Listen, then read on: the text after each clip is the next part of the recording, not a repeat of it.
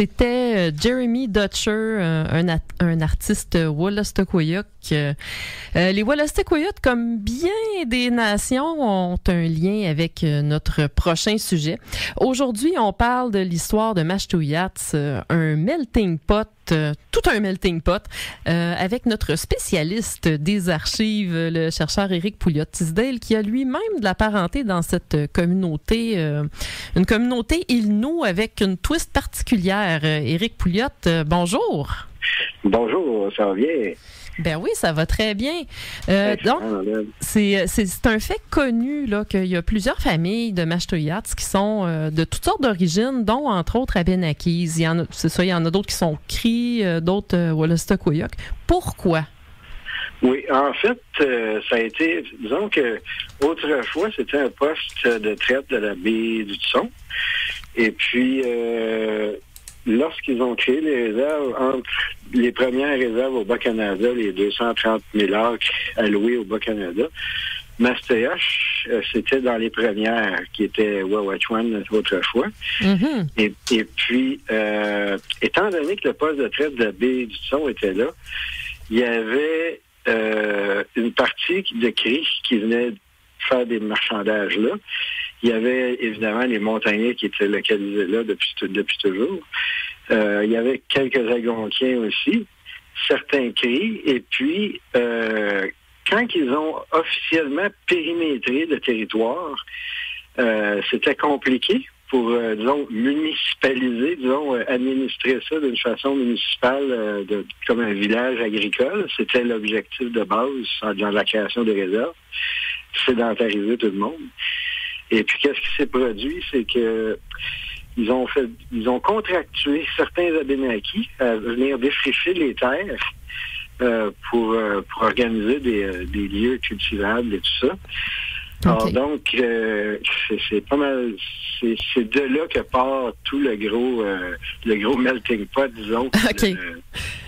Maintenant, je vais poser une question. Il y en a peut-être qui vont dire, mais la réponse est évidente, mais c'est pourquoi cette volonté de sédentariser?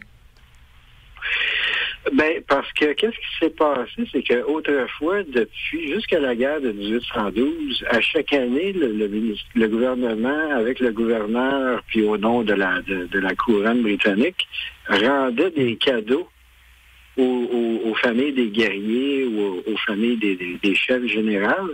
Il commençait à réaliser que ça commençait à être moins rentable pour l'État de faire tout ça. Donc, l'idéal pour l'État, c'était d'organiser, à partir de 1830, les missions étaient vraiment bien organisées. Puis de 1830 à 1850, graduellement, la juridiction passait des missions à la couronne britannique, donc les affaires indiennes. Et puis, donc, toute l'administration religieuse a perdu son pouvoir, disons, à ce niveau-là. Et puis, c'est ça. Donc, c'est vraiment cette administration-là de type rural, là, donc, qui s'est organisée, qui a pas mal tout modifié le mode de vie des gens. Et puis, donc, l'idéal, c'était de rentabiliser l'émission par l'agriculture. Tu sais. Évidemment, oui, il y avait toujours des gens qui chassaient, mais l'idéal de base, c'était de promouvoir l'agriculture. Donc, ils ont fait venir des groupuscules d'Abénaquis qui étaient contractés à Mashteuiatsh, et puis ils devaient simplement remplir le contrat.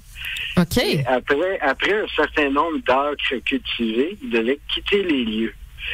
Mais qu'est-ce qui s'est passé, c'est qu'en réalité, vers, on pourrait dire, de 1889 environ à 1903, il y a eu plusieurs pétitions de familles Abénaquis qui voulaient être incorporées à la bande. Et puis, le ministère de l'Intérieur et le ministère des Affaires indiennes considéraient que c'était une bonne chose parce que ils avaient défriché puis tout ça, sauf qu'ils devaient racheter une part de la terre qu'ils avaient défrichée, malgré qu'ils avaient été salariés pour défricher. Il fallait tout de même qu'ils fassent un certain paiement de l'arriérage pour les terres et tout ça. OK, mais ça, c'est quand même... ça demeure des terres en territoire Innu. Exactement. C'est assez flyé. Qui était géré de façon immobilière par l'État. OK. Et puis donc, les premières pétitions, ça a commencé à peu près en 1889, alors que beaucoup de la famille Paul et de la famille Gill faisaient des pétitions pour que le gouvernement les intègre à la bande, et au gouvernement et aux chefs Inuits. Mais les chefs Inuits ont toujours refusé. OK. Et puis, qu'est-ce qui est un peu un abysse au niveau des archives, c'est que, oui, il y a beaucoup de choses qui ont été conservées. Il y a certaines données, disons, un peu manquantes. Par exemple, on peut voir que le 18 mars 1903, le ministre de l'Intérieur explique à son supérieur que il parle d'un certain monsieur Paul, qui est un Abénaki, et son frère avait acheté en 1873 deux moitiés d'un rang dans deux comtés de Wawachwean, donc de Mastayache, dans le secteur pas très loin de Roberval. Et puis, il demandait d'avoir un certain emprunt d'argent pour finaliser la fin de leur achat. Fait qu'il leur manquait 94 de 50. Et OK, puis, c'est précis, hein? Oui, c'est précis, voilà. Et puis, tout ça, c'est poursuivi. Ils n'ont jamais payé le 94 de 50 jusqu'en 1903. Ils continuent toujours de faire les réclamations d'être incorporés à la bande, toujours refusées par les chefs montagnais. OK. Mais la clémence, elle provient pas des chefs montagnais, mais du député surintendant des affaires indiennes, Frank Tedley, qui expose avec Joseph Girard, en tout cas écuyer à la Chambre des communes, aux alentours du mois de mars 1903, que finalement, ils sont intégrés à la bande et tout ça. Et puis, c'est sans vraiment consulter les chefs. On n'a pas de nouvelles des minuteries, disons, les minuteries, on appelle ça, disons, des procès-verbaux avec les chefs. Ça s'est fait à l'interne. Donc, Ottawa a décidé qu'il incorporait les Abénakis. Ensuite, plus tard, avec les recensements, on peut constater que jusqu'à 1901, tout le monde est recensé avec son origine. Il est écrit montagnais, il est écrit cri, algonquien, Abénaki. Il y a eu une famille Huron qui n'est pas restée longtemps. Et puis, soudainement, de 1911 à 1921, toutes ces mêmes personnes-là qui sont recensées de leur nom de nation originale sont soudainement tous incorporés à la bande et classifiés en tant que Inuits. OK. Mais qu'est-ce qui est très intéressant, c'est qu'on regarde dans certains articles de journaux qu'il y a plusieurs gens de la famille Neptune qui se considéraient toujours Abénakis jusqu'à les années 70, jusqu'à aujourd'hui aussi. Mais il y a beaucoup, depuis l'intégration des gens des C3, des C31, S3, et ainsi de suite, il y a beaucoup de gens qui ne savent pas vraiment leur histoire, et puis que parce qu'ils sont incorporés à la bande de Mastayache, ils se disent Inuits. Mais il y en a beaucoup qui ont un grand-parent qui est uniquement Abénaki, aucun ancêtre Inuit, et puis qui s'identifie comme Inuit. Puis qu'est-ce qui est vraiment étrange là-dedans? Est-ce de mauvaise foi? Est-ce juste simplement pour simplifier l'administration? Personne au conseil de bande semble essayer de clarifier ça non plus pour dire, non, il y a du monde qui sont clairs. Il y a du monde qui s'affirme Inuits, mais ils sont pas Inuits du tout. Ils sont Abénakis, ils sont stampés, ils sont étampés par le gouvernement, un peu comme du bétail. Ouais. Tout le monde est montagnais à cette heure. Oui, c'est côté identitaire, là, c'est un gros néant. Ça, ça en revient un peu. C'est une discussion là qu'on a souvent, en tout cas qu'on a eu toi et moi hors d'onde, qu'on a régulièrement avec beaucoup de gens. C'est l'ingérence du gouvernement dans l'identité des gens. C'est une situation assez fâcheuse, puis ça crée toutes sortes d'autres situations fâcheuses avec toutes sortes de conséquences aussi. Ce qui m'amène à te demander, est-ce que la cohabitation entre les Abénakis, les Cris, les Wolastoqiyik et les Inuits, est-ce que ça s'est bien passé? Est-ce qu'il y a eu comment ça s'est passé? Ben, c'est sûr qu'il y a eu une forme de ségrégation, mais quand même pas si grave que ça, si on pourrait dire. C'est pas comme à un moment donné, à Deux-Montagnes, au cas Kanesatake, il y a eu des complexités avec les Algonquiens et les Mohawks. Mm-hmm. Donc, quand la réserve a été créée, la mission était plus une mission, elle était donc gérée administrativement par l'État. Et puis, en fait, non, c'est pas vrai, parce que au cas Kanesatake, c'est l'unique c'est l'unique terre de la couronne qui était gérée par un ordre religieux qui a conservé cette juridiction-là. Mais tout de même, les Algonquiens, ils les ont envoyés à Val-d'Or, donc Itigan-Zibi. En 1851 et 56, toutes les communautés sont retournées à leur terre le plus d'origine possible. Puis il n'y avait pas d'autre. C'est l'unique réserve mixte qu'il y a dans le Bas-Canada, c'est Mastayache. C'est vraiment l'unique. Où on peut dire qu'il y a environ 60% d'Inuits, mais 40% de gens de ultra-mix ou Abénaki. En grande partie, les Gilles, les Pauls, les Neptunes, sauf que les noms deviennent péjoratifs parce qu'éventuellement, avec les mariages, les gens prennent le nom du père, fait que ça peut devenir un peu spéculatif jusqu'à un certain point. Mais qu'est-ce qui est très malheureux dans tout ça aussi, c'est que le conseil de bande n'a jamais fait publiquement, à ma connaissance, ou s'il a fait une enquête à ce niveau-là pour essayer de régler ce problème. C'est une abysse d'administration. C'est un grand manque de ne pas avoir réglé cette situation-là, et légalement et administrativement. Est-ce que c'est pour ramasser, étant donné que quand on gère une bande, chaque membre génère un certain montant d'argent pour financer des projets et tout ça? Donc, on sait que c'est pas bien grave. Ils sont considérés comme Inuits, fait qu'on va se remplir les poches, qu'on va faire des gros projets avec l'argent des Abénaquis aussi. Puis en même temps, l'identité des gens est complètement flouée dans tout ça. Fait que je vois aussi qu'il y a un nouveau projet à Mastayache de constitution et tout ça. Est-ce que ça va faire partie du projet d'essayer de clarifier tout ça, que les gens puissent reprendre leur nation originale ou vivre c'est vraiment de l'improvisation, exactement comme de l'improvisation mixte à la Télé-Québec. Là. C'est la même chose. Vous êtes maintenant Inuits.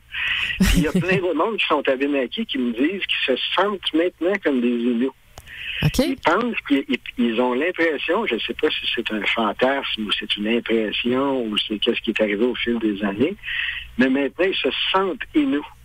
Mais c'est pas des Inuits. Est-ce que ces gens-là se sont fait, tu crois, assimiler par les Inuits de Mashtuyats?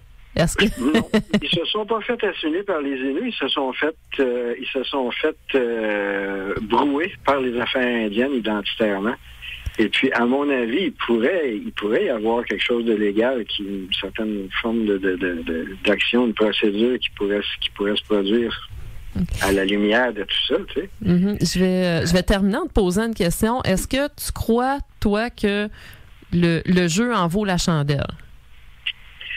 Je pense que oui, puis dans une certaine mesure, oui, c'est essentiel, puis en même temps, il faut que ça vienne du peuple, tu sais, il faut que ça vienne des gens. Si ça vient pas des gens, évidemment, c'est un peu comme on s'en était déjà parlé, la mentalité d'un groupe et la mentalité d'un individu. Individuellement, tout le monde trouve que ça n'a pas d'allure, mais souvent, en groupe, ça va être une idée qui va être oubliée dans les procès-verbaux ou mis à la fin dans les comment on appelle ça, les derniers éléments des procès-verbaux, là, les varia. Les varia, et voilà. Ça reste comme un thème. Si on a du temps, on va en parler.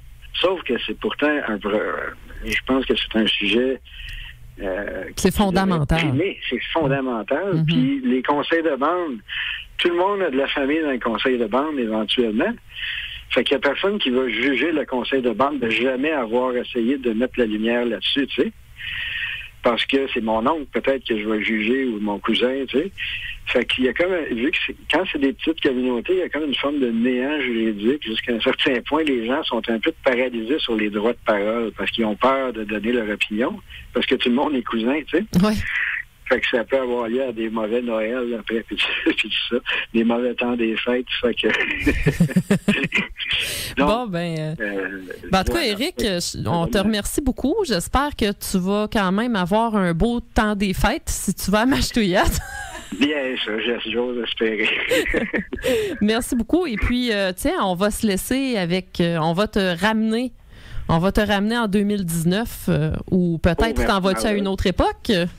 89? Non, disons, non, je vais rester en 2019. Ma session est commencée, puis ça a commencé avec une grève. Ça me donne une semaine de vacances. J'aime bien 2019. Éric Pouliot-Teasdale, chercheur spécialiste des archives. Merci beaucoup. Merci, Marlène.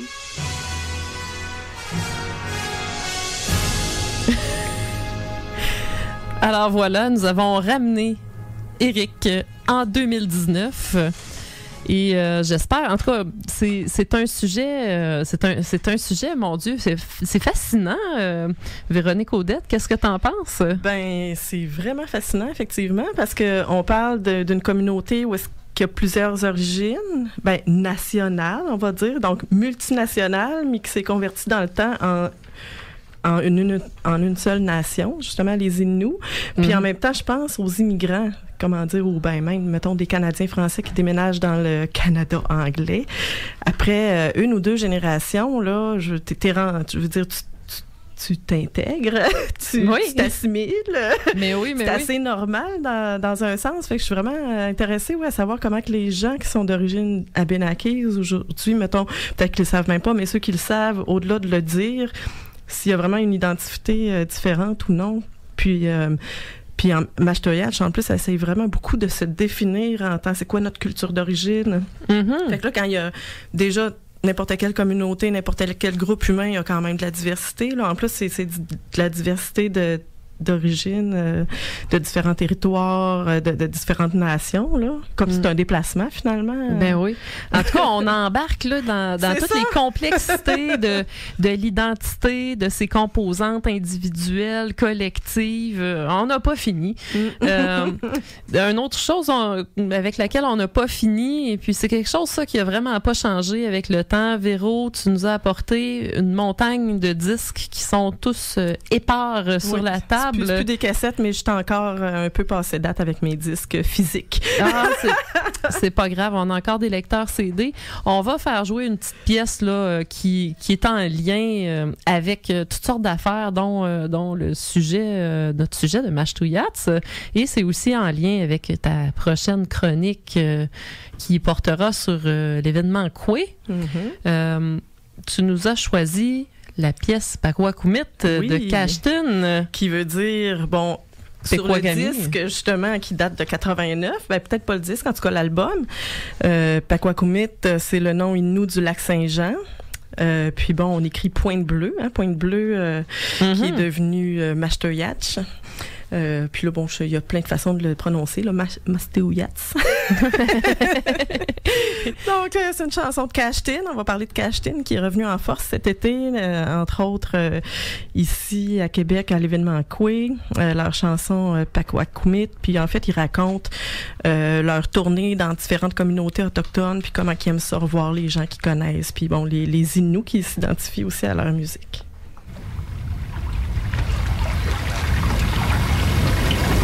Zaccarin även Karin. Vad är det då hela tiden på det?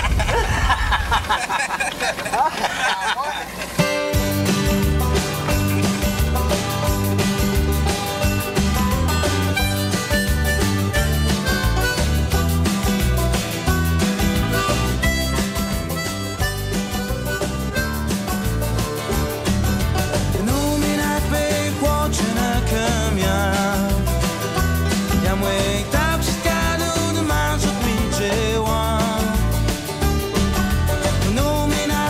quote.